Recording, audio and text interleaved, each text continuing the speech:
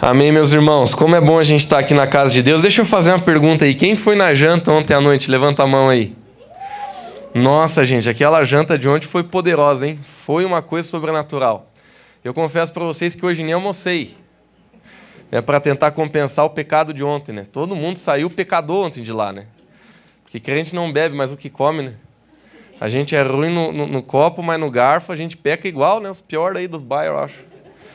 Esse dia me perguntaram assim, esses caras que bebem aí, não sei o que. Não, tá errado, mas em nós que comemos mais comemos da cobra, né? E o pior é que o pecado da gula dá de vir na barriga, né? O cara olha assim, não dá nem de esconder o pecado.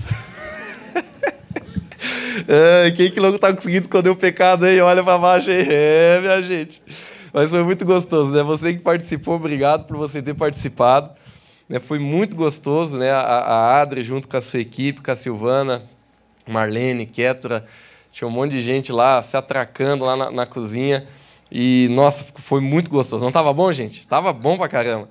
Então, obrigado, tá? Por vocês terem participado, por vocês terem ido, convidado pessoas. Foi muito gostoso. Todo mundo gostou, o pessoal que veio de Lages também gostou muito. E eu tenho certeza que outros ainda virão aí. Queridos, eu quero compartilhar uma mensagem com vocês hoje à noite que eu tenho certeza que vai edificar muito sua vida. E antes disso, eu gostaria que a gente orasse. Parte sua cabeça onde você está. Vamos orar. Vamos colocar a nossa vida na presença de Deus mais uma vez. Eu tenho certeza que se Jesus não agir, a gente não vai chegar em lugar nenhum hoje à noite, né? Então vamos pedir que o Espírito Santo realmente fale com a gente. Pai, nós te louvamos. Pai, porque sabemos que o Senhor é o dono da verdade. Pai, nenhuma verdade, Pai, se esconde de Ti. Pai, nós queremos, Senhor, que a Tua presença nos ajude nessa noite a conhecer a Tua palavra. Pai, nós queremos, Deus, que o Teu Espírito fale conosco. Pai, nos dá um coração quebrantado, um coração contrito. Trabalha no nosso coração hoje, Pai. Coloca a mão no seu coração, querido, onde você está. Pai, nós oramos ao nosso coração. Pai, nós sabemos que não é desse coração aqui do peito que a gente está falando, mas, Pai, de forma profética, a gente ora com a mão no nosso coração, Deus, dizendo, muda o nosso coração, nos dá um coração novo. Espírito Santo de Deus, eu oro, Pai, que nós possamos ser confrontados em amor nessa noite e que a Tua palavra possa estar edificando a nossa vida de uma forma nova, poderosa e transformadora, em nome de Jesus. Amém. Queridos, hoje eu quero falar sobre o coração quebrantado. Esse é o título da mensagem. A gente vai falar sobre o coração nessa noite e hoje vai ser muito, muito, muito especial, porque a gente vai estar literalmente falando talvez um dos principais, não vou chamar de problema, mas situações da nossa vida. Porque não é que o nosso coração é um problema, mas é do nosso coração que tudo acontece na nossa vida. Então, tudo flui do nosso coração. Essa palavra coração, ela já é meio mal entendida, porque a gente pensa assim, né? Lucas, você está falando desse coração? Não, até na oração eu falei. A gente coloca a mão no coração, mas a gente sabe que quando a gente está pedindo para Deus mudar o nosso coração, a não ser que você tenha uma veia entupida, não é desse que a gente está falando. A gente está falando para Jesus mudar o nosso caráter, o nosso interior, o nosso espírito, aquilo que diz quem nós somos, aquilo que determina o nosso caráter, nossas escolhas, nossos desejos, quem a gente é. Porque é o nosso coração que manda na gente, como diz o ditado. Agora, o que eu quero abrir a mentalidade sua, já no início de cara agora, é que tudo, queridos, flui do nosso coração. Por exemplo, a sua prosperidade, reconciliação, problemas que você passa na sua vida e você não consegue achar solução, o seu relacionamento com Deus, até a tua própria salvação, ela é condicionada ao seu coração. Queridos, tudo na sua vida é condicionado ao seu coração. Ou seja, se eu e você não levarmos a sério esse negócio de coração, a gente está ralado na vida. A gente está perdido, a gente tem que confrontar o nosso coração, a gente tem que olhar para o nosso coração, a gente tem que entender como é que é o nosso coração, a gente tem que aceitar como é que o nosso coração está. E eu sei que talvez ainda esteja um pouco subjetivo demais esse negócio de eu falar coração, mas eu acredito que à medida que a gente vai avançando na mensagem, vai clarificando mais para você. Porque o teu coração, queridos, não é só os teus sentimentos, os teus sentimentos é a tua alma. O que eu vejo acontecer muito na internet é as pessoas elas confundindo alma com coração. Queridos, a alma não é o seu coração é uma coisa muito mais interna, muito mais íntima, é um coração muito mais... o teu coração é uma coisa muito mais íntima sua do que só a sua alma, apesar que a alma já é íntima. Por exemplo, na sua alma estão os teus desejos, estão os teus sentimentos e estão as tuas emoções. Essas três coisas elas fazem a sua alma. né? Então, se você pudesse pegar a sua alma e dizer assim, Lucas, o que é alma? Era feito dessas 3 coisas. Agora, o coração está falando da essência de quem você é. Por isso que às vezes a gente diz assim, nossa, mas que pessoa que tem um coração ruim. Né? Ou a gente fala assim, mas que pessoa de coração bom? Porque a gente está querendo dizer que a essência da pessoa é amor, a essência da pessoa é fazer o bem, a essência da pessoa... Agora, quantos de nós aqui, eu tenho certeza que algum dia na tua vida você já olhou para você e falou assim, meu Deus, mas eu acho que eu tenho um coração ruim pra caramba.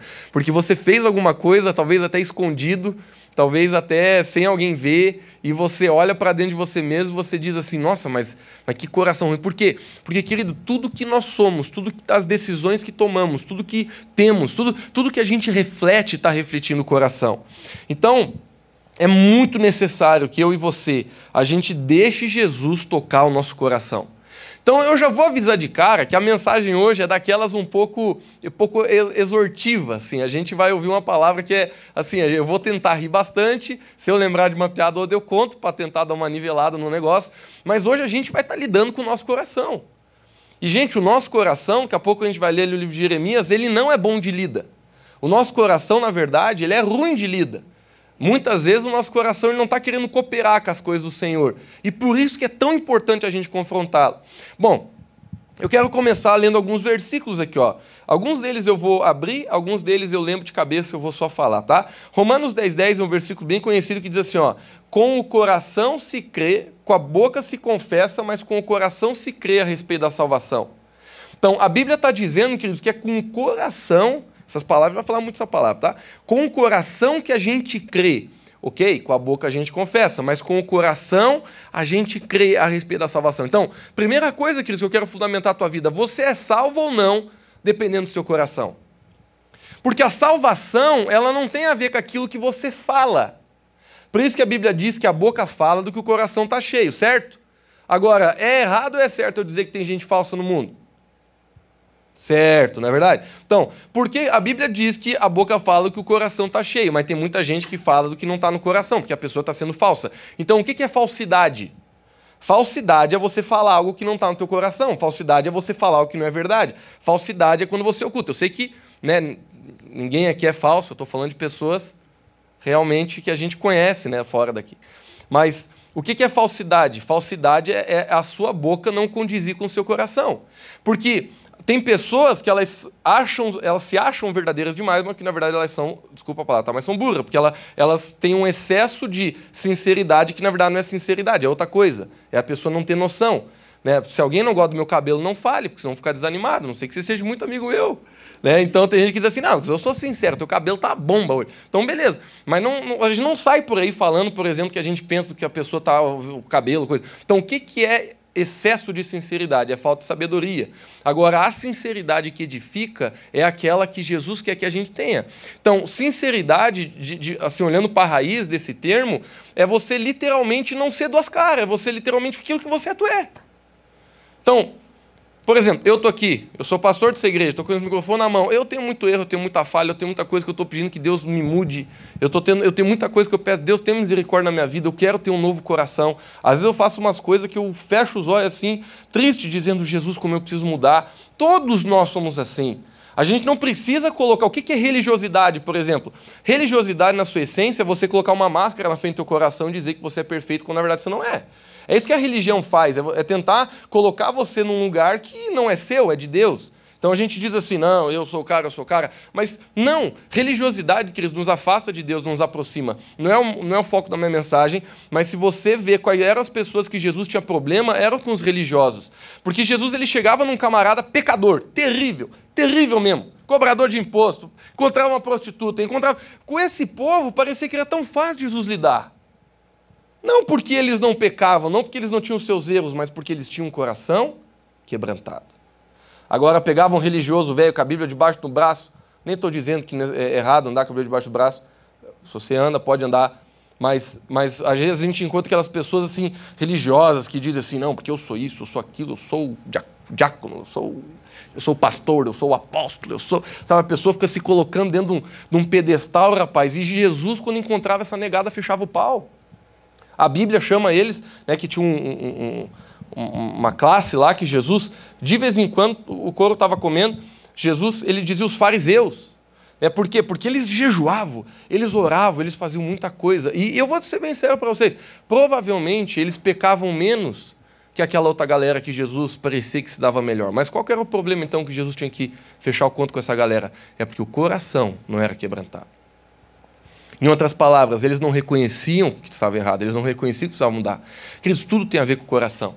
A gente leu esse versículo de Romanos.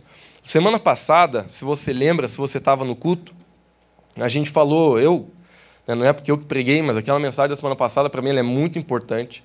Se você não estava no culto, assista no YouTube, porque ela realmente é uma mensagem muito importante. A gente falou sobre a parábola do semeador, e a gente falou a respeito de como o próprio Jesus, ao dar o significado daquela parábola, ele falou que ele estava falando sobre o coração.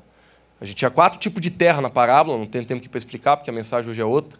Mas ele está falando sobre coração, ele falou de coração orgulhoso, que a semente não dura tempo. Ele falou de coração que tem espinho, que a gente comentou mais sobre isso. Ele falou sobre coração, onde a semente nem entra, que é aquela semente que chegou na beira do caminho, mas fala de um coração bom, onde a semente frutificou. A gente sabe que a semente é a palavra de Deus, o semeador é o Espírito Santo, e a única coisa que está condicionando o resultado é a qualidade do solo. Ou seja, e Jesus mesmo diz que quando ele está falando de solo, ele estava querendo fazer uma analogia ao coração.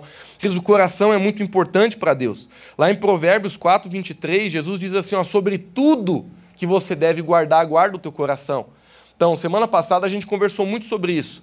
Porque se você pensar no teu coração como um solo, onde você decide o que tu planta e o que tu não planta, que você olha para o teu coração como um solo, onde você decide aquilo que você rega e o que tu não rega, você vai abrir o teu entendimento para uma realidade muito maior da vida cristã, que para você viver de forma saudável, você vai ter que podar aquilo que não é semente de Cristo, que são palavras de Satanás, de outras pessoas, de circunstâncias, ou daquilo que você quiser pegar, e você tem que regar aquilo que é de Cristo. Quando você reconhece aquilo que é de Cristo, você vai poder dar ênfase naquilo, regar aquilo, valorizar aquilo, aquilo vai crescer no seu coração e aquilo vai influenciar a sua vida de uma forma que realmente você vai poder ser transformado. Mas quando a gente pega Provérbios 4, 23, onde Jesus diz, guarda, rapaz, se tem uma coisa que vale a pena guardar para você se dar bem, para você ser bem-sucedido, para você chegar em algum lugar na sua vida, é o teu coração. Gente, se a gente não guarda o coração, a gente vive confuso, a fé está toda hora lá em cima, lá embaixo, tem hora que a gente quer Jesus, tem hora que a gente não quer, tem dia que a gente quer vir na igreja, tem dia que a gente não quer, tem dia que você está querendo amar tua esposa, tem dia que já não quer. Quem não guarda o coração vive em confusão. Eu sei que até rimou, mas essa é a grande verdade. Eu sei porque a gente sabe na experiência também, bem grande que a gente tem. Quem não guarda o coração vai viver na confusão. Até no teu casamento é assim. Casou com a mulher mais linda do mundo, começa a dar ouvido para outras mulheres aí para você ver se não entra em confusão logo logo. Então, o coração, queridos, é aquilo que vai determinar tudo na nossa vida. Se a gente não guarda, a gente vai entrar em confusão, a gente vai entrar em dúvida, a gente vai entrar em luta, nossa fé começa a enfraquecer, vira uma confusão. Lá em 1 Samuel 16, 7, esse eu gostaria de abrir, e eu gostaria de ler esse versículo, queridos, porque eu quero fundamentar para você o que eu estou falando aqui. Jesus, ele olha o coração. Esse contexto aqui é muito interessante, porque o profeta Samuel, ele estava pronto para ungir rei sobre Israel, e ele pede para que viessem os filhos do pai de Davi, que eu esqueci o nome agora, que é Jessé. E ele fala assim, Jessé, traga os seus filhos. Eu sei que você conhece a história, é uma história bem clichê, uma história que até quem não leu a Bíblia provavelmente conhece, porque ela é uma história bem conhecida. Mas aqui, Deus, ele fala o seguinte, dentro do contexto, para Samuel, dizendo assim, Samuel, não considere a sua aparência nem sua altura, pois eu o rejeitei. E aqui Deus estava falando de um dos irmãos de Davi. Porque tinha um dos irmãos de Davi que o cara era forte, o cara era musculoso, o cara tinha boa pinta. O cara era uma pessoa, assim, muito bem apessoada. E Samuel, quando olhou para o cara, pensou, rapaz, mas esse ia dar um rei, rapaz. Esse aí ia dar um rei, assim, que ia ser um rei mesmo. Só que aí Deus, ele fala isso para Samuel, ele diz assim, não fique olhando para a aparência, porque o Senhor não vê como vê o homem vê a aparência. E Jesus aqui, ele fala de umas formas da forma que ele funciona. Deus, ele olha para onde? Para o coração. Queridos, eu quero te mostrar que o foco de Jesus não está na nossa aparência. O foco de Jesus não está no jeito que você se veste, por mais que você pode se vista bem. O foco de Jesus não está no seu dinheiro, por mais que você deve prosperar e trabalhar para você ganhar ele. O foco de Jesus, querido, não está nem nos teus dons, apesar de que ele possa ter te dado muitos e você deve usar eles dentro do reino e melhorar eles. O foco de Jesus está no seu coração. É do nosso coração, queridos, que Jesus ele está falando. É o nosso coração que agrada ou desagrada a Deus. Então, Jesus aqui ele está falando isso. Ele está falando, Samuel, eu olho o coração. Lá em Provérbios 3, vamos abrir lá também. Provérbios 3, capítulos 5 e 6, tem um versículo que confronta a nossa mentalidade. Vamos ler lá. Provérbios 3, 4, 5. Eu errei. 5 e 6. Olha só o que a Bíblia diz. É o 5 mesmo, tá? Eu te botei no mato. Vai. Confia no Senhor de todo o teu coração. Agora, beleza, até aqui é a frasezinha clichê, né? A gente lê assim, meio, beleza, estou fazendo. A gente não sabe direito, a gente vai entrar nisso aqui daqui a pouco, mas eu quero que você preste atenção agora. Diz assim, ó, e não se apoie no seu próprio entendimento. Vamos ler o 6.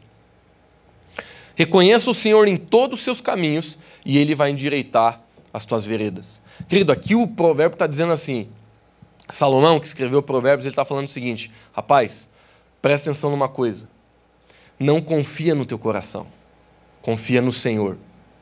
Por quê, queridos? Porque o nosso coração, ele muitas vezes pode nos enganar. A gente vai ler daqui a pouco em Jeremias, dentro de um contexto especial, que a Bíblia fala que a coisa mais enganosa é o nosso coração. E a gente pode até rir para não chorar um pouco sobre isso, né? Porque quem aqui você já confiou no teu coração e se lascou? Levanta a mão com orgulho aí, só para a gente... Eu já várias vezes. Quem não levantou a mão aí é porque está pensando em outra coisa, não está na mensagem. Mas, rapaz, quantas vezes eu já me meti em bucha no meu coração? Vamos falar daquilo que a gente dá mais risada, né? Apesar de que não é, talvez, a área principal. Mas quem aqui tu já se apaixonou por alguém e você pensou, é uma pessoa boa, é uma pessoa de Deus, é a pessoa de Deus para mim. Aí tu foi. Mas, olha, pôde pai dizer não, pôde mãe falar não, espiar endemoniado. Você disse não. Eu estou decidido, eu estou decidida, esta é a pessoa para mim. Você foi e tu levou nos queixos. Levanta a mão com orgulho, Arnante. A Vivi levantou também aí, irmão. Tio Edson, não levante, Edson. A mulher está do lado ali. Meus irmãos, vamos dar risada para nós não chorar. Chorar a gente deixa para o final do culto. A gente se engana. A gente se engana. Às vezes a gente acha que uma pessoa é boa, não é. Às vezes a gente acha que a gente é bom, não é. Por exemplo, Pedro uma vez se enganou com o seu próprio coração. Jesus chegou para ele e falou assim, Pedro, você vai me abandonar, meu filho. Pedro olhou para ele e falou assim, mas de jeito maneira. Não tem como eu te abandonar. Pedro, ele falou com tanta certeza isso para Jesus. Pedro não estava mentindo, ele falou com toda certeza. Ele falou, não vou negar fogo. Aí Jesus olhou para Pedro, não sei como é que olhou, se olhou sorrindo, se não olhou, mas Jesus olhou para Pedro e falou assim, ó, antes do galo velho cantar, 3 vezes, homem do céu, tu vai pifar. E Pedro duvidou. Mas olha, se Pedro pudesse apostar tudo que ele tinha apostado que Jesus estava errado. O final da história você conhece. Queridos, a questão é que o nosso coração, ele nos engana.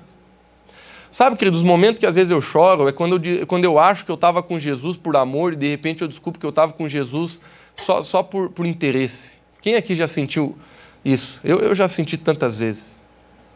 Às vezes eu estou passando por um problema, de repente eu vou orar e de repente eu penso assim, rapaz, fazia algumas semanas que eu não orava. Agora que eu estou com esse problema, eu vou orar. Aí eu descubro, eu sou um sem vergonha. Porque Jesus, para mim, parece que é banco. Quando a gente está precisando de dinheiro, vai lá buscar. Sabe, queridos, isso não deveria ser assim. Jesus ama tanto você que ele não vai te rejeitar. Ele não vai falar, só vem para pedir, fechar a porta. Não vai fazer isso. Jesus ama muito você, ele é um pai. Mas sabe quem está perdendo com isso? Eu e você. Quantas vezes na minha vida, às vezes eu chorei, porque eu estava no meio de uma grande dor, e às vezes, não estou dizendo que é uma regra, mas ouça com carinho, às vezes, momentos de grande dor são os momentos de despertamento espiritual. Por quê? Porque é o momento que a gente está ralado, que o orgulho velho foi no chão, porque a gente está frio na Pocabanha, e aí a gente vai lá e vai buscar Deus, vai orar, vai fazer uma vigília, vai fazer... Por quê? Porque a gente está ralado. Eu me entristeço quando isso acontece comigo, e acontece de vez em quando. De eu olhar assim, rapaz, olha só, eu só estou buscando a Deus, eu só estou quebrantado, eu só estou buscando santidade porque eu estou ralado. E se eu estivesse bem? E se o dinheiro estivesse no bolso? E se os problemas acabassem? E se as reconciliações acontecessem? E se a promoção no meu trabalho viesse? Será que eu ia estar acordando por orar na hora que eu estou acordando? Será que eu ia estar lendo a Bíblia? Sabe, queridos, eu não estou aqui querendo dar soco em você, porque eu sei que todo mundo aqui está dizendo, ô, Lucão, é verdade. Não é meu propósito. O meu propósito é fazer você só se acordar por uma coisa: nosso coração nos engana. Às vezes a gente acha que a gente ama a Deus, quando não ama tanto assim.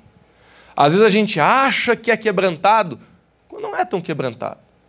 Então, o que a gente precisa, queridos, não é desanimar e dizer, ô, Lucão, é verdade, nosso coração é uma bomba. Não, o que eu e você precisamos fazer é ter uma atitude de humildade em dizer, meu coração, ele é enganoso. E eu preciso ter humildade para sempre estar dentro do posicionamento de dizer, Jesus, me mostra quem eu sou, me mostra o que eu preciso mudar, me mostra aquilo que não está certo na minha vida, porque se a gente não tiver esse posicionamento, a gente pode facilmente entrar dentro daquela ideia assim de que está tudo certo comigo, eu sou cara, eu tô... Sabe, queridos, isso vai nos afastar da verdade de Deus.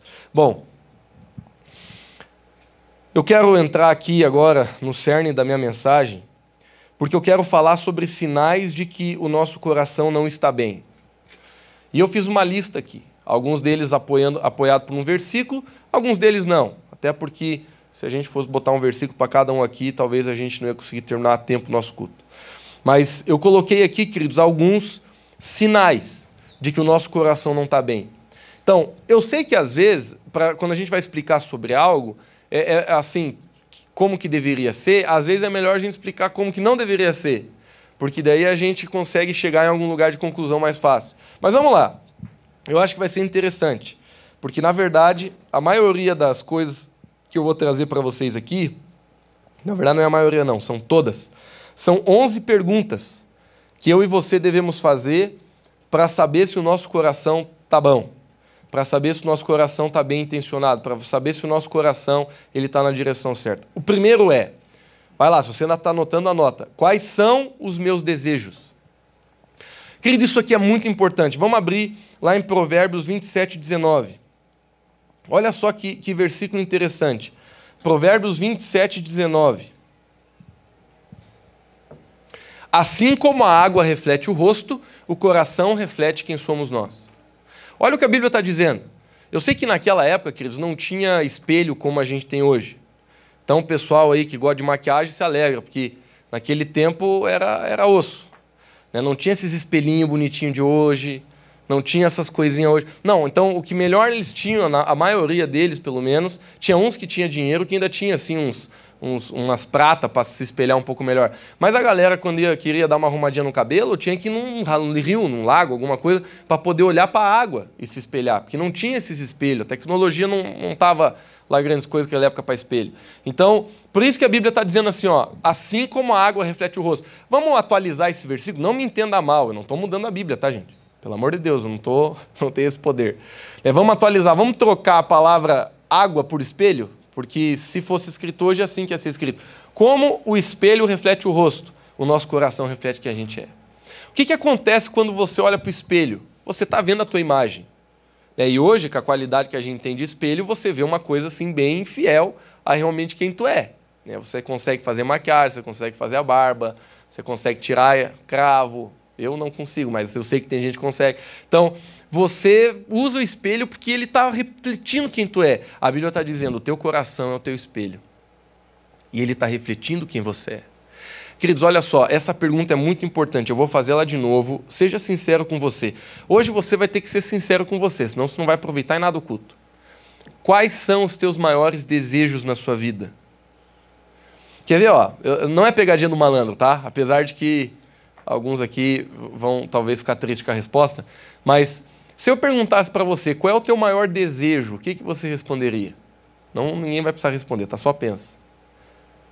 Sabe, queridos, eu sei que tem muita coisa, não estou dizendo que você está pecando se você pensou numa casa nova, num carro novo, mas sabe, a vida é muito mais do que isso.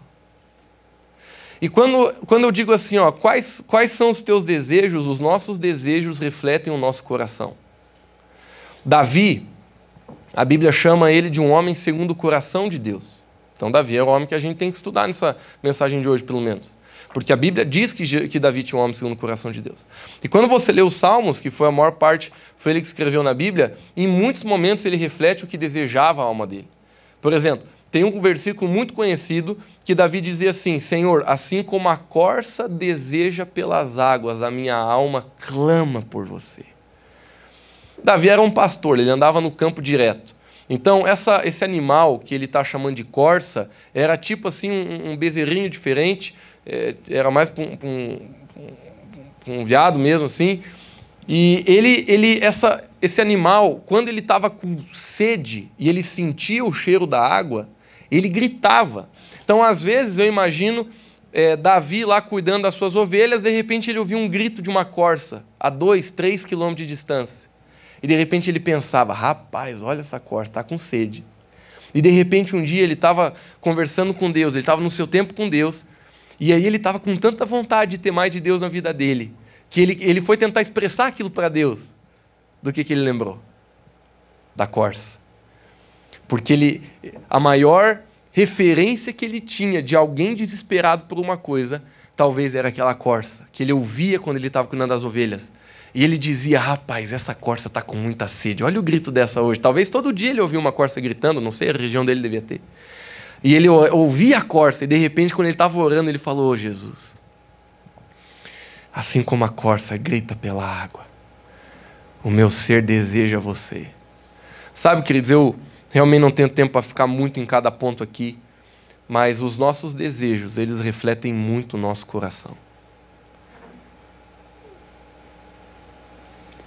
Às vezes a gente, ouviu uma história, a gente teve um congresso de finanças há pouco tempo atrás, eu sei que a maioria de vocês não pôde ir, mas eu aprendi uma coisa, porque eu traduzi esse congresso, e o cara que falou, ele falou assim, está falando de dinheiro, né? Congresso de finanças. E ele falou assim, o dinheiro, ele é um poder, como qualquer outro que pode ser dado a um homem. E todo poder, ele exagera aquilo que já está no teu coração. Ele não cria nada novo. Por exemplo, se alguém ganha na Mega Sena e ela fica ruim, não é porque o dinheiro deixou ela ruim. É porque o dinheiro só exagerou a ruindade que já existia. Entendeu? Então, da mesma forma que existe gente rica que é ruim, existe gente pobre que é ruim. O dinheiro, na verdade, ele só exagera o que está no teu coração. O poder, ele exagera o que está no teu coração. Essa é a grande verdade. Então, o nosso coração, queridos, quanto mais poder nos é dado, mais a gente vai saber quem que a pessoa é. Por quê? Porque às vezes quando a pessoa não... Vou falar de dinheiro. Às vezes quando a pessoa não tinha dinheiro, ela mantinha humildade ali, porque dependia de um, dependia de outro. Aí de repente ganhou um dinheirão, já empina o nariz e sai sendo grosso com todo mundo. O que aconteceu com a pessoa? O dinheiro entortou ela? O dinheiro não entortou ela. O dinheiro só revelou quem ela era. Então, o nosso coração, queridos, ele precisa ser transformado, porque muitas vezes Deus ele não dá poder para você, porque Ele sabe que se Ele der poder, o teu coração vai exagerar, aquele poder tu vai se acabar na tua vida. Eu sei que não é ninguém que eu estou falando aqui, mas tem gente que se ganhasse a Mega Sena, terminava o casamento no mesmo dia. Eu sei que ninguém aqui, né? Mas tem gente que se ficasse famoso do dia para a noite aí, abandonava a igreja. Não tem mais tempo para ir na igreja, final de semana. Sabe por quê, queridos? Porque o nosso coração ele vai ser provado. Então, voltando para o princípio, o negócio é o seguinte: qual que é o teu desejo? Em outras palavras, se você ganhasse hoje 10 milhões, o que ia acontecer contigo? Onde é que você ia gastar essa grana? Não estou dizendo que você não podia gastar para ti, mas onde é que você investiu aquilo que você tinha? Porque os nossos recursos, eles também mostram onde está o nosso coração, daqui a pouco a gente vai entrar um pouco nisso. Mas eu falo demais, né? Deixa eu concluir o ponto 1. Quais são os teus desejos? Você deseja pela presença de Deus? Você deseja o bem dos outros? Você deseja ver o reino de Deus crescer? Ou você só pensa em você? Você só pensa no teu dinheiro, na tua profissão, na tua carreira, não tem nada de errado em você ser bem-sucedido, não tem nada de errado em você ser bem casado, ter filhos, ter sucesso, não tem nada de errado em você ter uma carreira de sucesso, você ser um ícone na área onde você gosta, não tem nada de errado com isso. A questão é qual é o teu maior desejo. É o lugar onde aquilo ocupa o seu coração. Bom, daqui a pouco a gente pode voltar nisso, mas 2, eu quero falar e para a segunda parte agora. Quais são minhas prioridades? Esse é o ponto 2. Vamos abrir em Mateus capítulo 6, versículo 21. Aqui também tem um versículo bem clichê, eu sei que a maioria de vocês conhece. Mateus 6,21. Pois onde estiver o seu tesouro, ali também estará o seu coração. Semana passada a gente falou um pouco sobre esse versículo. Eu dei o exemplo de uma pessoa que lutou muito para ganhar um campeonato e ganhou um troféu lá que valia 10 pila. Mas aquele troféu não vai valer 10 reais para a pessoa, aquele troféu vai valer muito mais. Talvez se alguém chegar para ela e dizer assim, cara, eu te dou 1.000 reais nesse troféu, ele não vende. Por quê? Porque ele sabe o valor que aquele troféu tem para ele sabe o valor que aquele campeonato teve para ele. Exemplo bobo que eu dei, mas só para você entender o que esse versículo está querendo dizer. Tesouro é onde você coloca o teu valor, é onde você coloca o teu coração. Então a Bíblia está dizendo que onde está o valor do nosso coração, ali está o nosso tesouro. Então, queridos, quais são as nossas prioridades? O que nós valorizamos? A pergunta é essa. Porque, vamos ser sinceros aqui, pessoal. Aqui é uma família, nós somos uma família. Vamos lá. Se eu não oro, eu falo que eu gosto de orar, eu falo que é importante orar. Mas se eu não oro, passa 1, passa 2, passa 3 dias, eu não oro, eu não tiro o tempo para orar. Oração é importante para mim? Sim ou não? Não, né? Tem alguns que falaram assim aí, mas eu sei que foi só um equívoco. Vamos lá, vamos continuar a pregação aqui que eu acho que vai melhorar. Vamos lá, não desespera. Então, vamos dizer o seguinte. Se eu digo que ler a Bíblia é importante, gente, leia a Bíblia. Bíblia é importante. Mas eu não leio. A Bíblia é importante para mim? Não, melhorou. Estava assustado. Eu pensei, Jesus amado. Então vamos lá. Queridos, vamos sair agora das coisas espirituais. Se comunicação para você é importante na tua casa, mas tu não comunica nada, comunicação é importante para você? Não. Então vamos só ser sinceros aqui, eu e você. Aquilo que a gente não prioriza, não adianta a gente dizer que é importante. Não é. Não é ponto final. Porque aquilo que é importante é aquilo que você dá um jeito de fazer. Aquilo que é importante é aquilo que tu dá jeito, meu amigo. Se para você Netflix é importante, eu te garanto, você não vai ler a Bíblia, mas o teu Netflix está em dia. Você nem sabe onde é que está o livro de Ageu, mas você sabe onde é que está o filme novo que caiu na Netflix essa semana. Então, por quê? Porque é aquilo que é importante para você, ponto final. Não adianta ficar discutindo. Ah, não, Lucão, vamos conversar, não é bem assim. Não adianta. A gente faz aquilo que é importante, ponto final. Se tua família é importante para você, tu tira tempo para ela. Se tua esposa é importante para você, você tira tempo para ouvir ela. Eu sei que pode ter algumas coisas aqui de dificuldade, de personalidade, de dor do passado, de você ser travado, não conseguir falar as coisas, aí é outra coisa. Aí a gente realmente tem que trabalhar em cura interior. Mas se você é um cara normal e você diz que quer comunicar as coisas para tua família, tu não fala, não adianta ficar falando besteira. Não é importante para ti, ponto final. Então, prioridade, querido, é aquilo que a gente coloca por primeiro. A própria palavra já está denunciando. O que é prioridade? É aquilo que a gente põe por primeiro. Então, vamos voltar para o contexto da mensagem. A gente conhece o coração de uma pessoa pelaquilo que ela coloca por primeiro. Deus ele falou assim, deixa o reino de Deus e a sua justiça em primeiro lugar. E as demais coisas vos serão acrescentadas. Ontem, eu estava almoçando com um amigo meu, aconselhando ele na vida dele, e eu falei justamente isso para ele. Eu falei assim, quando a Bíblia diz que Jesus é a pedra angular, pedra de esquina, pedra principal, e a gente descobre como que a engenharia da época de Jesus funcionava, queridos, quando eles iam construir qualquer coisa, a primeira coisa que eles fundamentavam era a esquina de uma casa. Construir uma casa. Não aquela no facão, né? Vai construir uma casa bonita na época. Fazia a esquina primeiro. Por isso que Jesus é chamado de pedra de esquina. Não só porque ele é a principal, mas é porque ela tem que ser colocada primeiro. Então, é bem simples. Você não precisa ser engenheiro para entender o que eu vou dizer. Se você vai construir uma casa, você tem que ter referência, certo? Então, se você não tiver referência, a tua casa, você coloca assim um móvel, o móvel sai andando sozinho, porque ele não vai estar nivelado. Então, para uma casa estar nivelada, você tem que ter as referências. Hoje não é mais assim. Hoje a tecnologia velha já melhorou um monte. Então, você vai construir uma casa, está cheio de equipamento para dizer, tua casa está nivelada, sujeito. Mas na época não tinha esses equipamentos, não tinha laser, não tinha essas paradas. Então, como é que eles faziam? Eles primeiro assentavam a pedra de esquina. Era a pedra que ia ser usada como referência para todo o resto que ia ser construído naquela casa. Cris, deixa eu te dizer, é isso que Jesus deveria ser na minha e na sua vida. Você vai construir qualquer coisa? Vou. Coloca primeiro a pedra que é Jesus. Vai casar? Vou. Coloca a pedra antes, amigo. Vai ter filho? Vou. Coloca a pedra antes. Vai tomar uma decisão? Vou. Coloca a pedra antes. Vai constituir? Coloca a pedra antes. Vai começar um plano? Coloca a pedra antes. Vai tomar uma decisão importante? Coloca. Tudo, queridos, a gente deveria estar tendo uma prioridade. Jesus, o reino de Deus. E depois que a gente assentou a pedra, aí você vai assentando o resto, mas você vai assentando o resto olhando para ela, entendeu? Então você olha assim, não está alinhado com a pedra principal, então tem que alinhar. É tão fácil entender isso, não é? Por exemplo, se o teu relacionamento com uma pessoa, você está começando um relacionamento, quem é solteiro aqui, você encontrou uma pessoa e tu está começando um relacionamento com ela. Como que você vai construir um relacionamento de sucesso? Olhando para a pedra que você já colocou. Se você não colocou, tu está ralado, porque você está cego, você está construindo na cegueira. Ah, não, Lucas, estou construindo com muito carinho. Vai nessa. Então, se você não colocou a primeira pedra, você não vai ter referência. E tu vai na referência da novela, tu vai na referência do vizinho, tu vai na referência do teu amigo da faculdade, aquele que já está no 5º casamento, tu vai na referência dos outros.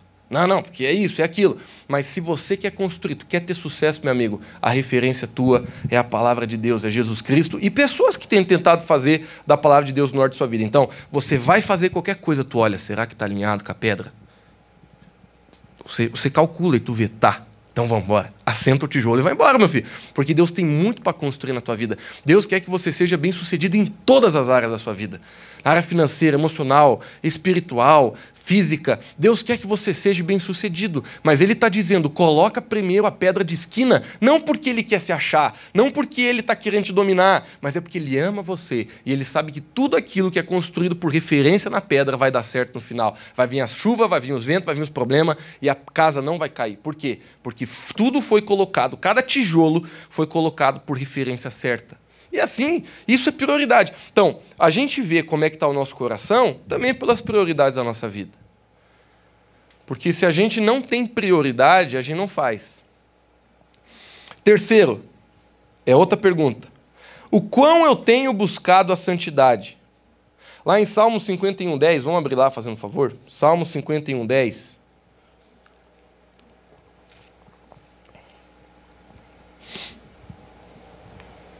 Cria em mim um coração puro, ó Deus, e renova dentro de mim um espírito estável. Em outra versão, inabalável. Sabe, queridos, a gente volta para Davi. E agora eu quero falar uma coisa aqui que eu sei que não é muito gostosa de ouvir. Mas você conhece o seu coração, eu conheço o meu coração, pelo quanto realmente a gente valoriza a santidade na nossa vida. O quão a gente valoriza a santidade. Porque se santidade não é uma coisa importante para nós, o nosso coração está num lugar errado. Sabe, eu vou adiantar um outro ponto, que na verdade era o ponto 7, mas eu já vou falar agora. O quão fácil para você é pecar? Só pergunta show hoje, né? Aguenta mais um 10 aí, queridos. Não desiste de mim. Essa pergunta é difícil de responder. Mas responda para você mesmo, para você conseguir deixar Jesus falar contigo. O quão fácil para você é pecar? O quão fácil para você é sair uma mentira da tua boca? O quão fácil para você é viver uma vida imoral? Mentir para alguém? O quão fácil para você enganar alguém? Sabe, a gente vê onde está o nosso coração, pelo quão fácil é a gente pecar. Eu confesso para vocês, queridos, teve momentos da minha vida que eu já me envergonhei demais diante de Deus. De olhar para dentro de mim e dizer, meu Deus do céu, pecado velho virou para mim uma coisa que eu nem sinto mais. E isso acontece comigo, com você. Se a gente não cuida, o nosso coração vai se endurecendo. E um dos frutos desse endurecimento é porque o pecado ele não tem mais peso. Eu não estou dizendo que eu e você deveríamos viver a culpa do pecado, que Jesus ele já morreu por nós, já levou toda a culpa. Mas eu estou falando de outra coisa, queridos, eu estou falando de noção. Porque uma pessoa que tem noção, por mais que ela saiba, por exemplo, você vacilou com teu esposo, por mais que você saiba que ele te perdoa, tu vai se sentir mal porque você ama ele. Estou certo ou estou errado, gente?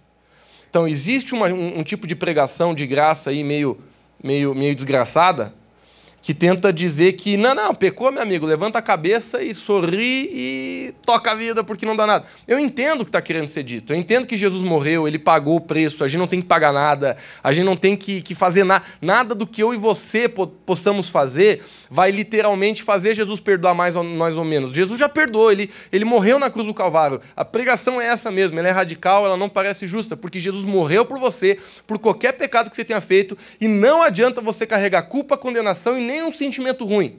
Mas vamos ser sinceros, se a gente está vivendo uma vida de pecado, se a gente está vivendo uma vida onde o pecado acontece e a gente não se sente mal, é porque alguma coisa de muito ruim aconteceu com o nosso coração. Não estou falando que você vai ter que viver naquela culpa, mas se pelo menos no momento onde você está se levantando e pedindo perdão ao Senhor, você não está sentindo a dor de você ter machucado a pessoa que é mais importante para você, algo de errado está acontecendo com o meu coração e com o seu. O quão santidade é importante para você? O quão fácil para você é pecar? O quão fácil para você é ter aquelas áreas da sua vida onde você deixa ninguém falar, ninguém tocar, ninguém dar pitaco, ninguém dizer, ninguém ajudar? Sabe, queridos, essa pergunta confronta o meu coração. Porque todos nós temos áreas onde nós estamos lutando. E Jesus sabe disso. Agora, quando nós estamos em uma vida onde o pecado ele ficou estacionado dentro de uma determinada área, e para a gente não está nem aí, esse é um grande sinal que o nosso coração adoeceu. Bom, vamos seguir o baile. Porque tem mais algumas coisas aqui para a gente falar. Próxima pergunta. Por que eu faço tudo o que eu faço? Lá em Jeremias, capítulo 17, versículo 9 a 10, esse é um dos versículos mais clichês. Quando eu falo clichê, por causa da importância que ele tem dentro da Bíblia para nos ensinar e nos instruir a respeito da gente mesmo. Lá em Jeremias 17, 9 e 10 diz assim, ó.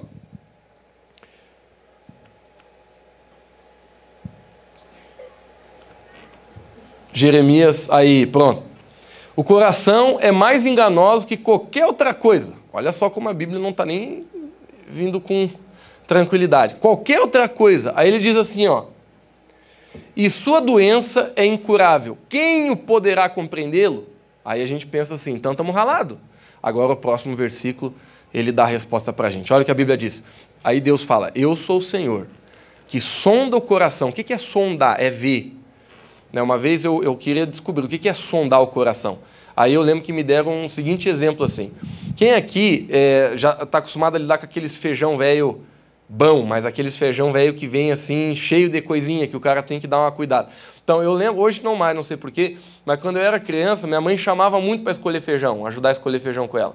Então eu sentava num lado da mesa, ela sentava do lado da mesa, ela carregava o feijãozão velho na mesa, e ela falava, ó, tudo que é pedrinha, tira pro lado. Feijão podre, ela me mostrava que era um feijão podre, tira pro lado. E bichinho, porque vinha os bichinhos, tira pro lado. Beleza? Beleza. E eu vinha vindo aqui, ó. Que nem um cachorrinho. Puxando o feijãozinho. Daí vinha a pedrinha, bichinho. Entendeu? Aí, de repente me explicaram. Sabe o que é sondar o teu coração? É você sentar na mesa com Jesus. Pegar o teu coração, derramar na mesa. E escolher o feijão. Isso é sondar o coração. É você dizer assim, Jesus, tem uns bichinhos aqui. tem uns bichinhos.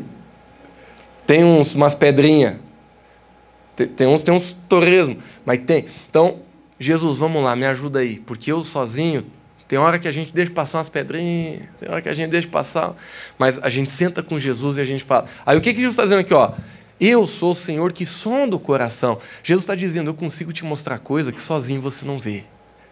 Mas eu vou te mostrar. Aí Jesus diz assim, ó, e examina a mente para recompensar a cada um de acordo com a sua conduta, de acordo com as suas obras. O que Deus está falando para a gente aqui? Gente, o coração de vocês é enganoso, o coração de vocês quer botar, no rumo errado mesmo. Mas aí Jesus ele vem com esperança, ele diz assim, ó, eu vou ajudar você não está sozinho, eu vou mostrar para você quando o teu coração querer te colocar numa fria, eu vou te mostrar, eu vou alinhar o teu coração. E você não está sozinho, queridos, nessa luta contra o seu próprio coração. Esse versículo é maravilhoso, mas a questão que a gente está tratando aqui é uma questão de motivação. Eu abri esse versículo para você conhecer a natureza do teu coração. Então, qual é a pergunta? Por que você faz aquilo que você faz? Eu sei que a gente poderia analisar tantas áreas da nossa vida, mas por que você faz aquilo que você faz? Pode pegar qualquer coisa. Por que você estuda? Por que você abraça tua mãe? Por que você vem para a igreja? Por que você lê a Bíblia? Por que você lê um livro? Por que você vê um filme? Eu sei que tem tantas perguntas ridículas que as respostas são óbvias. Mas existem algumas atitudes que a gente tem que elas literalmente precisam de uma resposta mais profunda dentro dessa área. Por que a gente faz o que a gente faz? Por exemplo, tá? Eu vou te dar uma pergunta bem simplesinha, não quero assustar você nem te afastar daqui. Mas por que você vem na igreja? Você consegue responder para você mesmo essa pergunta? Porque não se ofenda comigo, querido, tá? Eu também não estou falando para você não voltar. Mas se você está vindo aqui simplesmente porque não tem nada para fazer, porque você quer ver um amigo, porque você está de olho em algum gatinho aí, uma gatinha, porque você quer ganhar um bombonzinho lá no final, lá... Eu não sei, mas se você está vindo por esses motivos, eu não digo para você não vir mais, eu digo continue vindo a vida inteira, mas alinhe teu coração. Eu não precisa ir embora, gente, pelo amor de Deus, eu não estou... Eu sei daqui, estou brincando. Mas se a gente não olha para a nossa vida e dizer por que eu faço o que eu estou fazendo, se a gente em algum momento a gente não corrige a motivação, adivinha o que vai acontecer? A gente vai desistir. Quer ver? Vamos falar de casamento, porque às vezes parece que é mais fácil falar de casamento que de outras coisas, né? Se você casa com a motivação errada, teu casamento dura? Tem gente que pode até ficar vivendo uma falsidade até o final da vida, mas o casamento é uma bomba. Então, tem uma frase que uma vez eu criei ela no meu coração e ela é verdadeira. Toda decisão tomada com motivação errada, ela não vai durar. E o tempo que ela durar, ela vai ser muito difícil de ser mantida. Você pode entrar em qualquer área da tua vida. Você entrou numa faculdade com a motivação errada. Você veio para a igreja com a motivação errada. Você entregou teu coração para Jesus com a motivação errada. Você começou a conhecer uma pessoa com a motivação errada. Você entrou num serviço, num trabalho com a motivação errada. Você começou uma amizade com a motivação errada. Independente da área que você quiser pôr na mesa, toda decisão que você toma com a motivação errada, ela não vai durar. E o tempo que ela durar vai ser difícil de manter. Só você olhar para a tua vida. Eu entrei na academia e sei umas 5 vezes já, não estou brincando.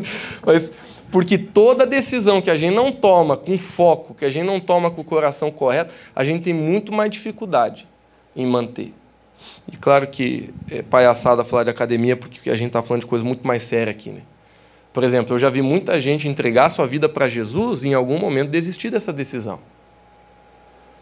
Na minha opinião, essa é a pior desistência que alguém pode ter na vida. Você concorda comigo ou não?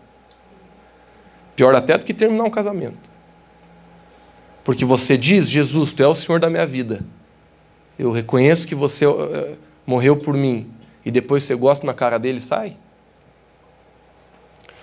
Agora, o que está acontecendo? Nossa motivação, você querendo ver ou não, ela está sendo provada. Aí você se machuca com alguém, você entra num pecado, né? Você que é novo, está na igreja, começa a namorar com uma pessoa que não é da igreja, já afasta da igreja. O que eu mais vejo acontecer. Queridos, com todo o carinho que a gente tem, você sabe que a gente fala com carinho, mas o que está acontecendo com você? A tua motivação está vindo para cima da mesa. E você está vendo quem você é. Então, uma pessoa que se desvia, não é uma pessoa que tinha a motivação correta. Porque eu nunca vi uma pessoa com motivação correta se desviar. Eu sei que a pessoa às vezes sai da igreja, vai para outra igreja, por um motivo ou outro, isso aí é bem comum. Agora, você abandonar a tua fé, você abandonar a tua decisão por Jesus Cristo, para você cuspir na cara da cruz e começar a dizer que a vida cristã é uma palhaçada e que tudo aquilo que você viveu na presença de Deus é mentira, meu amigo, se você vê uma pessoa chegando nesse ponto, não julgue ela, porque só Deus pode julgar, mas uma coisa saiba, motivação certa não tinha. Então coloque isso no seu coração. E eu estou falando isso porque a gente tem que falar com isso com temor. Porque às vezes essa pessoa é a gente. Quantas vezes na minha vida, vou ser sério com vocês, queridos, quantas vezes na minha vida eu cheguei à conclusão que se eu não fosse filho de pastor, eu tinha me desviado. Que se eu não fosse, entendeu, o cara que tinha que ficar firme ali, eu tinha me desviado. Quantas vezes eu cheguei à conclusão que se eu não fosse pastor de igreja, eu tinha me acabado. Muito mais, eu tinha feito muito mais cagada, eu tinha pecado muito mais. Quantas vezes eu cheguei à triste conclusão que aquilo que me segurava em alguns caminhos de Deus não era Deus, mas era aquilo que eu achava que as pessoas esperavam de mim. Então, não acho que eu estou julgando você ao pregar isso, não acho que eu estou sendo duro, não acho que eu estou dizendo que, meu Deus, existe um tipo de pessoas na igreja que são terríveis, são aqueles que têm motivação errada. Queridos, deixa eu dizer, todos nós, em algumas coisas, temos motivação errada, inclusive eu que vos falo. O que a gente precisa é dizer, Jesus, tem misericórdia de mim. Tem misericórdia de mim, me mostra, me ajuda. Eu quero ser uma pessoa verdadeira, eu quero ser uma pessoa de verdade, eu quero estar com todo o meu coração na tua presença, eu não quero ter coisas escondidas contigo, eu quero realmente ser mudado. Próximo, o quão fácil para mim é perdoar. Eu não vou abrir em versículo, porque é tanta coisa que a gente fala sobre isso, que eu não acho necessário a gente abrir um versículo. Mas o nosso coração, ele também pode ser medido pelo quão fácil para você é você abandonar uma dívida de alguém. Eu não estou falando de dinheiro especificamente, estou falando de alguém que machuca você, alguém que frustra você, alguém que trai você, alguém que abandona você, alguém que xinga você, alguém que julga você, alguém que faz algum dano, alguém que causa algo para ti. O quão fácil para você é perdoar. Então, a lógica é simples. Se é fácil, teu coração é mais parecido com o de Jesus. Se é difícil, teu coração ele precisa se aproximar do Senhor. É uma das coisas que mais exala o caráter de Cristo, é o perdão, você não concorda? Não sei com você, mas Deus me perdoa muito. Já me perdoou muito e sempre me perdoa. Então, se existe uma coisa que vai se manifestar através de nós, no nosso caráter, quando nós estamos tendo um coração mais parecido com o de Jesus, é isso. É a facilidade de perdoar. Então, olha para mim aqui, porque eu não quero que você me entenda errado. Eu não estou dizendo que é fácil perdoar. Meus irmãos, tem cada coisa que acontece na nossa vida que eu digo para ti. Oh, Jesus. Difícil perdoar. Tem coisa que a gente ouve, meu irmão, de gente que a gente ama, que é difícil perdoar. Mas o que eu estou falando é, quanto mais o teu coração for parecido com o de Cristo, mais decisão e mais facilidade você vai ter também em perdoar. Por mais que seja difícil, mas você vai crescer em caráter e em desenvoltura dentro do teu perdão. Próximo. Quase acabando, tá? Qual é meu nível de quebrantamento diante de Deus e de sua palavra? Vamos abrir em Jeremias, capítulo 29, versículo 13. Jeremias 29, 13. Abre lá para mim, fazendo favor. Vocês me procurarão e me acharão quando me procurarem de todo o coração. Queridos, aqui a gente está vendo uma coisa, que o fato de a gente buscar a Deus tem tudo a ver com o nosso coração. A própria Bíblia está dizendo. Então, se a gente busca a Deus de todo o coração, a gente encontra. Então, a pergunta é bem simples. Eu sei que às vezes a gente pode até não entender onde é que ela está querendo chegar, mas eu vou fazer ela de novo. Qual que é o meu e o seu nível de quebrantamento diante de Deus da sua palavra? Em outras palavras, o quão realmente a gente reconhece que a gente precisa. Sabe, como realmente a gente está dentro do nosso coração entendendo, Jesus, eu preciso da tua soberania sobre mim, eu preciso da tua graça sobre mim, Senhor. Não são os meus caminhos, não são as minhas ideias, não é o que eu penso, o que eu acho, mas é a tua palavra sobre mim. Querido, sabe, quebrantamento é o quão você está disposto. Eu sei que muitas pessoas elas entendem errado essa palavra quebrantamento, porque elas já ligam isso a choro. E sabe, queridos, eu não estou dizendo que você não pode ou que não deve chorar. É muito bom chorar na presença de Deus. Até um tempo atrás, eu estava conversando com um pastor que tem me ajudado muito, e ele falou assim, um dos medidores que eu uso para ver se o meu coração não está se afastando de Deus é há quanto tempo eu não choro na presença de Deus. Querido, presta atenção em mim aqui, porque eu não quero que você entenda errado o que eu estou querendo dizer. Eu não estou falando que uma pessoa que tem um coração quebrantado necessariamente é uma pessoa que chora muito. Não é isso que eu estou falando, tá? Mas o que eu quero que você entenda é, muitos momentos, por mais que você seja um cara de personalidade velha, meio ruim de choro. Olha, Lucão, a última vez que eu chorei, eu acho que foi o dia que eu nasci, que o médico fez com muita paulada na bunda. Então, eu sei que muitas pessoas, elas não têm, assim, essa alma, assim, de choro, principalmente os homens. Eu sei que muita gente é assim. Tem 10 morrendo do lado, a gente não chora. Eu sei que às vezes a gente tem assim, por dentro a gente é bem molinho, mas por fora é duro. Então, eu não estou querendo combater isso, mas deixa eu te dizer uma coisa de todo o meu coração, queridos. Eu nem estou dizendo que isso aqui é matemático, mas isso aqui é sábio. E ele me falou isso, eu achei muito bonito. Ele falou assim, ó, se eu não fico, se eu estou há 2 semanas, eu olho para trás, já faz 2 semanas que na presença de Deus eu não derramei lágrimas, eu começo a ficar preocupado com o meu coração. Ele está falando dele, Eu não estou dizendo para você pegar esse mensurável e jogar na tua vida da exata maneira que ele usa na dele. Mas eu vou ser bem sincero com vocês, queridos, eu assumi isso para mim. Eu não estou dizendo que tu tem que ser chorão, e eu não estou dizendo que choro muda alguma coisa. O que eu estou falando é que um coração quebrantado, às vezes ele chora.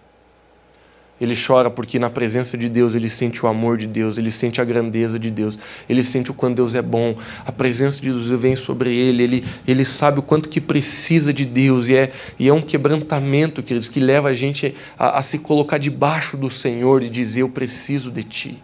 E muitas vezes a gente vai chorar. Então eu espero que você tenha me ouvido para você não ter entendido errado o que eu quis falar. Não estou dizendo que chorar é aquilo que determina o teu coração. Porque existe realmente um erro de pessoas, elas acharem que pessoas muito quebrantadas são aquelas que choram mais. Não é verdade. Eu lembro de uma vez, uma menina lá em Lages, eu tocava guitarra na época, isso faz uns 10 anos atrás, e todo domingo eu tocando guitarra, quando eu olhava lá para baixo, na segunda música do louvor, ela já estava chorando. Mas não era aquele choro assim, uma lagriminha aqui, não, gente, era assim, uma maquiagem ia pro pau. Era uma cachoeira, assim, ó. E eu olhava para aquela pessoa e pensava, meu Deus, gente, mas que quebrantamento, que coração maravilhoso, que essência, isso que é uma adoradora. Eu dentro de mim, né, tocando guitarra, eu pensava, mas que adoração, isso aí que é adoração. Deu 6 meses, desviou, virou a casaca, tocou o terror, passou o rodo na lajaica, foi o terror. E eu olhei e falei assim, Jesus, mas então me mostra o que é coração quebrantado. Porque, olha, eu para chorar 10% que aquela mulher chorava, tinha que, meu Deus, tinha que quase a trindade aparecer. E eu olhando assim, a mulher chorando um choro. Aí Jesus me falou, ele disse, ô Lucas, choro não quer dizer, cara. Agora, a gente sabe quando a gente está sozinho no nosso quarto, e de repente a presença de Deus vem, e de repente aquela consciência, aquela revelação de quem Deus é, parece. E de repente alguma coisa parecida com aquilo que João viveu, de você cair no chão, porque a glória de Deus está aumentando naquele lugar. Querido, você sabe o que eu estou falando, se você tem devocional, se você ora, se você busca Deus. Tem horas que a gente não consegue segurar o choro. Mas eu faço questão de contar a história daquela menina para não te ensinar nada errado. Não é porque você está chorando que tem um coração quebrantado. Às vezes você só tem uma alma fragmentada. Um dos sinais de uma pessoa que tem alma fragmentada é que ela chora para tudo na vida. Né? Você conta uma piada, a pessoa chora, porque ela tem a alma dela detonada, ela precisa ser até de psicólogo, precisa de acompanhamento psicológico, porque a alma não está bem. Né? Mas eu espero que você tenha entendido. Mas a gente precisa se perguntar, qual é o meu nível de quebrantamento?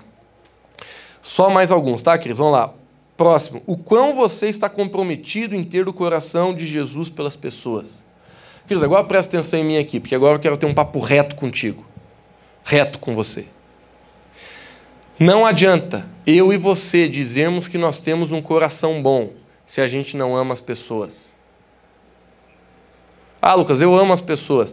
Não adianta a gente falar que ama se a gente não tem atitudes que manifestam essa verdade. Então deixa eu ser bem claro, bem prático. Deus ele deu uma missão para a igreja. Vou ser reto porque eu estou olhando meu tempo ali, está acabando. Deus ele deu uma missão para a igreja e a missão é ganhar esse mundo para Jesus. É para falar do evangelho. É para sair da zona de conforto e amar esse povão. Deixa eu te falar com aquele carinho, com aquele sorriso. Se você não está empenhado nessa comissão aí, se você não está empenhado nessa missão, é porque está faltando teu coração se despertar para isso aí. Você pode ter um coração bom para várias coisas, mas se você não está empenhado, se você não está acordado para essa realidade, existe algo muito importante da vida cristã que tá cego dentro de ti. Queridos, olha para mim aqui, não desvia. Se eu e você, nós não estamos nos esforçando, trabalhando, buscando ganhar as pessoas que estão perdidas, que ainda não têm Jesus, é porque a gente não tem o coração de Jesus. A gente não tem. Se você ler a Bíblia, que é essa aqui, ó, tá meio ajudadinha porque foi bastante usada. Mas se você pegar a sua Bíblia e você começar a estudar ela, você vai ver que o coração de Jesus estava 100% nas pessoas. Jesus parava a comissão de gente para parar para ajudar uma pessoa, para levar o amor de Deus para alguém. O coração de Jesus estava 100% em alcançar um mundo perdido. Esse era o coração de Jesus, 100% alcançar um mundo perdido. Então, se eu e você nessa noite estamos falando de coração, se eu e você essa noite estamos falando que a gente quer ter um coração bom, e a gente não entra nesse assunto, a gente está sendo negligente. Porque a igreja de Jesus Cristo, que busca ter o coração de Deus, vai ser apaixonado pelas pessoas. Então eu quero te falar com aquele carinho. Seja um evangelista. Sabe, queridos, vou te dar assim passos práticos, que não estou dizendo que isso é ruim, isso é muito bom. Eu não estou falando que você tem que sair pelas ruas pregando o evangelho. Mas, poxa, chegou o dia da tua célula, convida 1, 2 amigos. Chegou o dia de culto, queria deixa eu falar uma coisa muito carinhosa para ti, tá? Nunca venha para o culto sem convidar 1 ou 2 pessoas para estar com você aqui. Vamos encher essa igreja, pessoal. Vamos deixar Jesus famoso nessa cidade. Sabe, deixa eu falar uma coisa para ti. Renda a sua rede social para Jesus. Eu não estou dizendo que você não pode postar uma fotinha ali na academia se realmente a pança diminuiu. Eu não estou falando que você não pode postar uma foto quando está viajando. Mas sabe uma coisa que eu vejo que o cara está alinhado mesmo com Deus? É o que ele posta na rede social. Porque uma pessoa que ama Jesus, ele vai usar tudo da sua vida para deixar Jesus famoso. Então, se você tem Instagram, se você tem Facebook, se você tem WhatsApp, eu sei que todo mundo aqui tem pelo menos uma dessas coisas, pega essa coisa que tem poder na tua mão aí e usa para evangelizar pessoas, cara. Entendeu? Tem um evento na igreja, posta.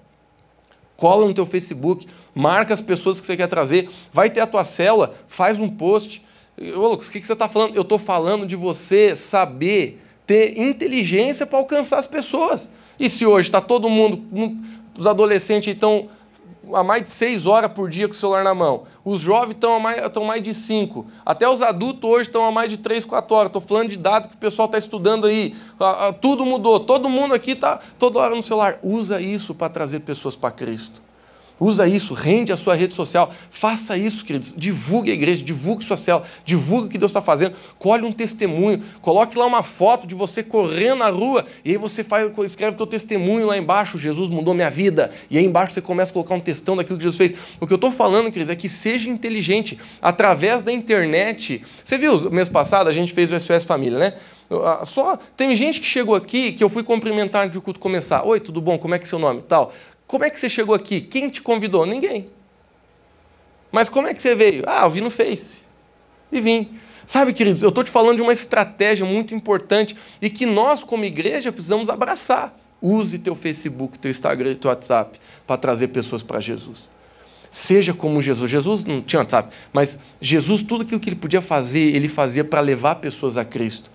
Então, eu sei que esse é um momento que confronta, né? Porque a gente está... Eu falei, né? Eu avisei. Ninguém foi embora, então quiseram ficar. Eu avisei que no início da mensagem, hoje a gente já tem uma palavra de mais exortação e confronto. E é isso que eu estou entregando. Então, a gente olha para o nosso coração, e se o nosso coração ele realmente está alinhado, minha gente, se a pedra angular está lá, não tem como eu e você viver uma vida aquém das pessoas que não conhecem Jesus. Eu falo isso com carinho, porque eu sei que tem gente aqui ouvindo, precisando ouvir isso. Meus irmãos, se passa uma semana, tu não tentou trazer ninguém para Jesus, faz uma oração, diz, ô Jesus, me ajuda aí. Eu sei porque eu era tão envergonhado que para mim falar de Jesus para uma pessoa era 3 tipos de suador. Então eu sei que às vezes a gente tem uma personalidade aí que é ruim de lida, a gente tem muita frustração e a gente tem medo de receber não, e a gente fala, não vou convidar ninguém para ir na igreja, Lucas, você não conhece minha família? Se eu falo que estou indo na igreja, já vão vir com os 2 pés nos meus peitos. Queridos, eu sei que eu não quero trazer nenhum tipo de problema na sua casa, e eu sei que realmente, às vezes, a gente vai ser perseguido, mas Jesus ele falou uma coisa muito séria. Eu não estou querendo usar esse versículo para assim, pegar você pela alma, mas Jesus falou, aquele que se envergonhar de mim na terra, eu me envergonharei dele nos céus. Com todo o meu carinho, eu não estou querendo que o pau coma na tua casa, não falte com sabedoria, tá? Faça as coisas do jeito certo. Mas é preferível você ter seus filhos, ou seus pais, ou seus tios, ou seus avós indo contra você, do que você se envergonhando do teu Deus. Porque aquilo que eles pensam de você vai durar alguns anos aí para frente, dependendo da tua idade hoje. Mas o que Deus pensa de ti é eterno. Então não cometa o erro de negar a sua fé só porque tem um tio que nasceu numa religião e não quer mudar. Não cometa o erro de negar aquilo que Jesus fala sobre você, só porque tem alguém da tua família que acha que não pode mudar a tradição familiar. Porque aquilo que Deus pensa de você, isso é eterno. E, infelizmente, né, eu sei que a gente não quer isso, mas infelizmente, às vezes, as pessoas não vão concordar com a gente. Bom, Você aceita ser confrontado ou você está sempre certo? Uma das formas de você ver como é que é o teu coração é como que você reage quando alguém chega para você e diz assim, você está errado. O que você sente? Isso é uma das formas de a gente ver o nosso coração. Porque pessoas orgulhosas, elas não aceitam ser confrontadas. Elas estão sempre certas e elas sempre têm um argumento. Então eu sei que não tem ninguém aqui assim, mas se você conhece alguém, ore por essa pessoa. Porque se eu e você, a gente não deixa ser confrontado, é porque o nosso coração está num lugar perigoso. Essa aqui é legal, hein? Essa aqui é show de bola. Presta atenção. Quantas vezes você precisa errar para mudar? Porque isso também mostra o teu coração. Eu fiz essa pergunta rindo lá em casa hoje. Porque eu lembrei de coisas na minha vida que eu precisei bater a cabeça, quando eu estava só no caco que eu decidi, vou mudar. Não é assim que às vezes a gente é? Então eu vou te fazer essa pergunta com o maior carinho de novo. O quanto você precisa errar para você mudar? E a última pergunta, que é complemento a essa, quanto de dor você precisa para finalmente você se humilhar? Essa é a última pergunta. Sabe, queridos, várias vezes na minha vida eu me entristeci comigo mesmo. Porque eu só decidi buscar Deus de verdade quando eu estava no fundo do poço. Então essas duas últimas perguntas eu te faço com carinho, mas eu sei que elas estão doendo. O quanto de dor você precisa para vir para a igreja, para buscar Deus, para se ajoelhar do lado da tua cama? Eu aprendi uma coisa com um pastor amigo meu, ele disse assim, Deus ele sempre quer que a gente mude pela fé, mas muitas vezes a gente vai precisar mudar pela dor. Queridos, presta atenção em mim, porque muita gente tem teologia errada sobre essa frase. Tem gente que acha assim, não, a pessoa se converteu agora, mas era o tempo de Deus. Não era o tempo de Deus. Leia a sua Bíblia. A Bíblia diz que o tempo da salvação é quando? Hoje. Hoje é o dia da salvação. Eu sei que eu posso estar bagunçando e frustrando muita gente aqui com o que eu estou falando, mas se tem alguém da sua família que você ama muito e ainda não se converteu, não fale mais que Deus sabe. Deus tem a hora. Não, Lucas, Deus sabe a hora, né? A pessoa ainda não voltou para a igreja, mas Deus sabe a hora de trazer. Queridos, isso teologicamente não tem sentido nenhum. Você acha que Deus ele vai ver a pessoa pecando, na balada, se drogando, sexo ilícito, e ele está ali dizendo, ainda não é a sua hora. Fica aí se cagando tudo. Não tem sentido, meu irmão.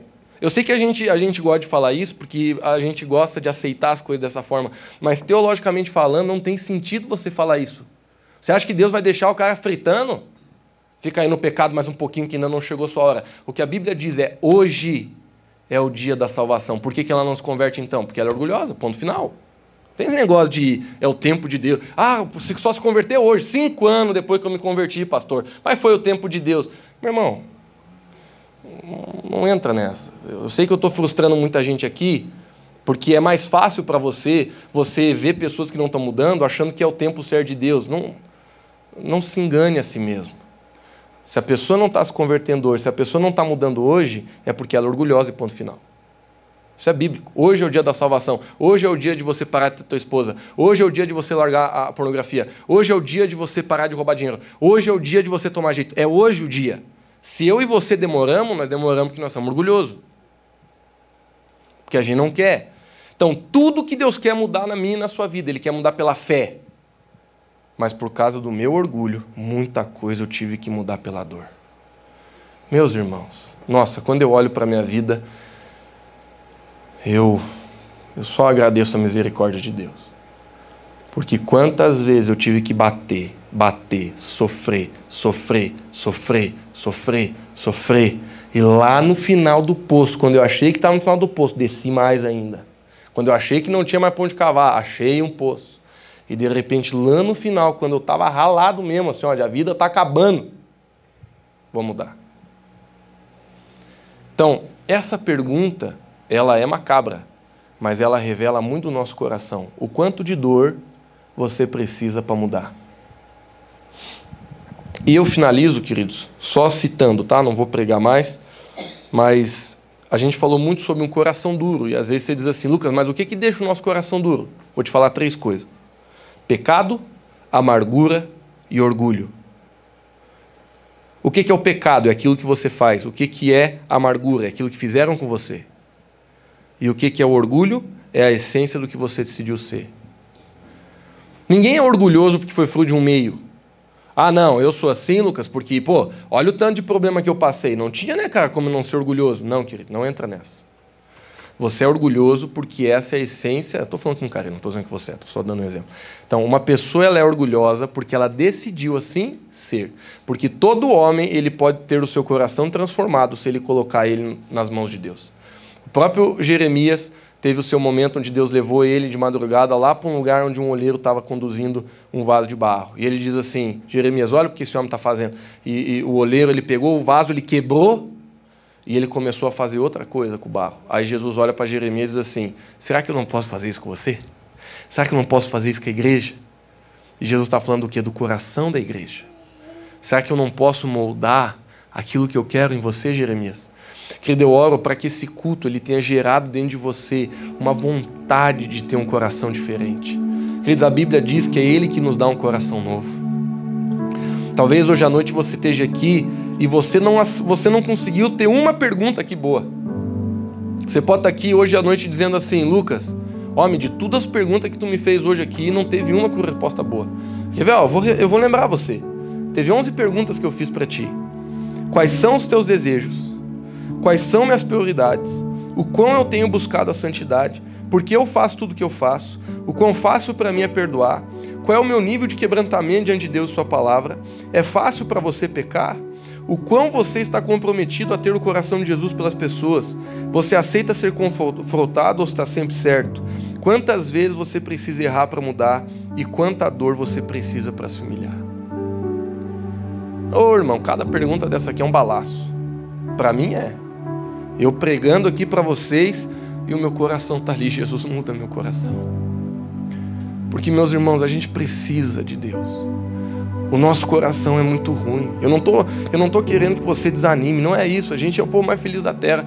Existe alegria no nosso coração. Mas se a gente não quebranta, se a gente não entende, se a gente não entra naquele lugar de quebrantamento, o mesmo que Davi entrava, ele dizia assim, Deus, vê se em mim algum caminho mau. A gente não evolui, a gente não cresce, a gente não amadurece, o coração permanece o mesmo. Sabe, queridos, muitas vezes as circunstâncias vão mudar, e porque as circunstâncias mudaram, você muda algumas atitudes, mas quando as circunstâncias voltarem a ser aquilo que era, elas vão revelar de novo quem você é. Quantas vezes eu estava buscando a Deus porque as circunstâncias estavam ruins. De repente as circunstâncias melhoraram, eu parei de buscar Deus. E eu pensei, não, tem um coração bom. De repente, queridos, quando eu vi, eu já não estava orando mais. Eu já não estava buscando a Deus mais. Aí a circunstância apertou de novo, de repente eu tinha aquela ideia, vou orar. E aí o Espírito Santo vinha e dizia, ô Lucas, eu nunca vou te rejeitar, mas muda o seu coração. Não seja mais superficial. Vem para um relacionamento verdadeiro comigo. Deixa eu mudar o teu coração. Deixa eu mexer no que tem que ser mexido. Vai ser bom para você. Vai ser muito bom para você. Sabe, queridos, é isso que eu queria ministrar ao seu coração nessa noite. Eu volto a dizer, sorrindo e rindo, que eu sei que a mensagem hoje não foi fácil. Eu sei disso. Porque não foi fácil para mim pregar também. Mas eu quero falar com todo carinho, queridos, quebrante o seu coração nessa noite. Amém? Vamos ficar de pé. Fica de pé onde você está aí.